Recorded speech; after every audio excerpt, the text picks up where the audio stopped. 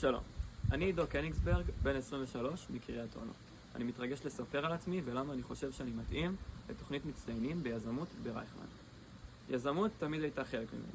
סבא שלי, צבי יהודה זיכרונו לברכה, היה יזם וממציא פורץ דרך בתחום היהלומים. אני שואף ללכת בדרכו, להמציא, ליצור ולהשפיע. חיי תמיד סובבו סביב ספורט.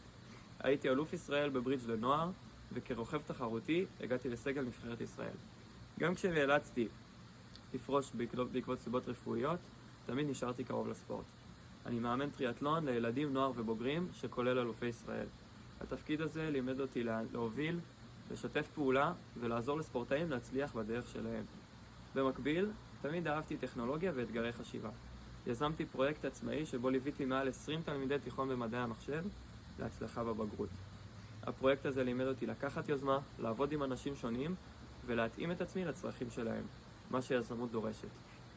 עברתי גם אתגרים אישיים לא פשוטים. בגיל 16 חליתי בלופוס ועברתי תקופה של דיכאון. האתגרים האלה חישלו אותי, לימדו אותי על חוסן, אמונה בעצמי וסבלנות, וגם ההבנה שהדרך להצלחה רצופה בכישלונות. החזון שלי הוא לשלב טכנולוגיה וספורט, להביא חדשנות שתעזור לאנשים לממש את הפוטנציאל שלהם. אני מאמין שהתוכנית תיתן לי כלים להוציא רעיונות לפועל, באותה מידה אני בטוח שאוכל לתרום לה. עם היצירתיות שלי, היכולת להוביל והנכונות לעזור לאחרים. תודה רבה על ההזדמנות.